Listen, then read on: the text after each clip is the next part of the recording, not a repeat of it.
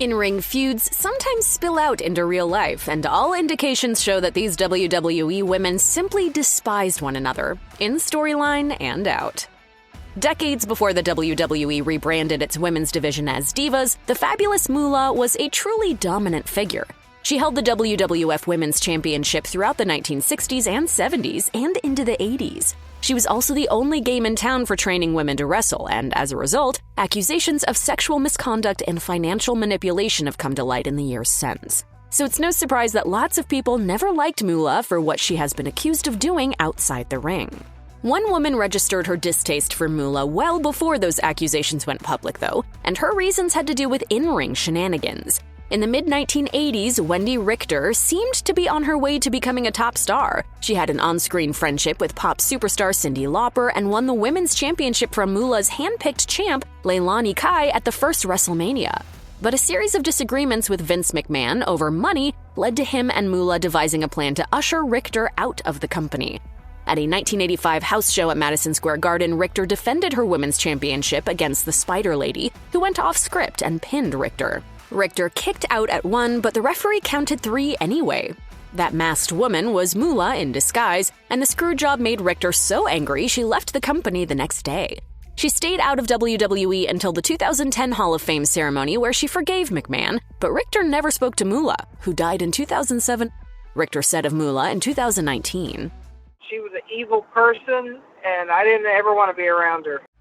In the mid to late 1990s, few stars were as popular with the WWE audience as Sable. Former WWE head writer Vince Russo put it this way. And there was a point in time, James, she was right behind Austin, though.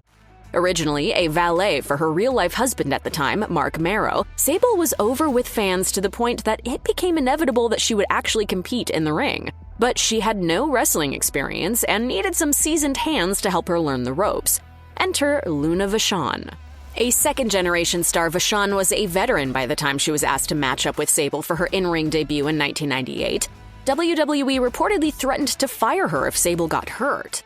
Sable and Vachon teamed with their on-screen partners, Marrow and Goldust, respectively, for a mixed tag match at WrestleMania 14, and Sable impressed many with how she conducted herself in the ring, receiving a standing ovation when she arrived backstage.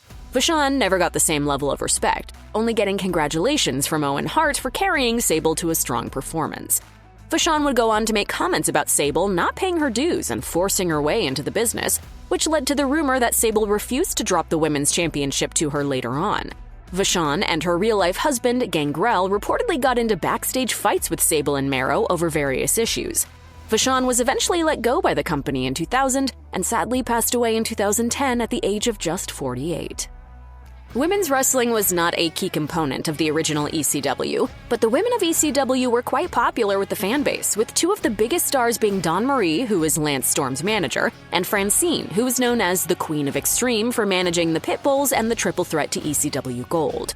Things were apparently rocky between Marie and Francine from the start. Marie accused Francine of making her cry every night she worked with her in ECW, while also claiming that Francine tried to get every woman who worked for ECW fired at one point or another.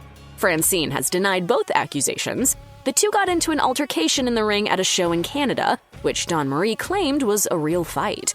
WWE relaunched ECW after the latter company went out of business in 2001, and the first step in the revival was the 2005 One Night Stand pay-per-view.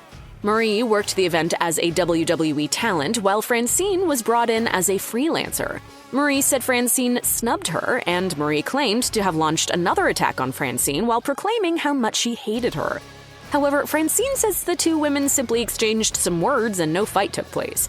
People who were backstage at the event also noted that no physical altercation took place, namely because Marie was pregnant with her first child at the time of the show. Melina's on-screen character as the shrieking manager of MNM and later Johnny Nitro was meant to rub people the wrong way, but she seemed to have a similar reputation backstage as well.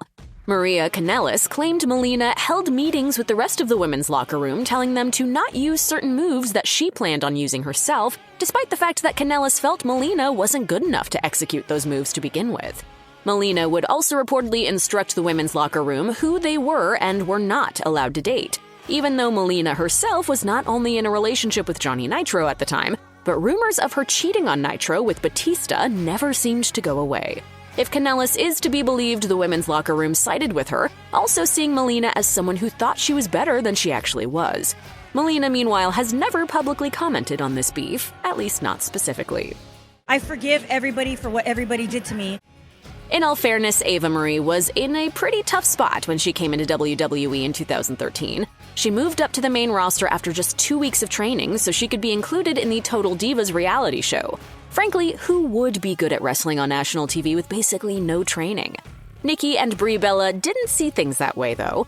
Also Total Divas stars, the Bellas openly voiced their frustrations about Marie's ability in the ring, at times saying it directly to her. The Bellas were also reportedly angry about the positive crowd reactions Marie was getting, as well as WWE reportedly paying Marie for special personal training, something that none of the other members of the women's roster had ever been offered.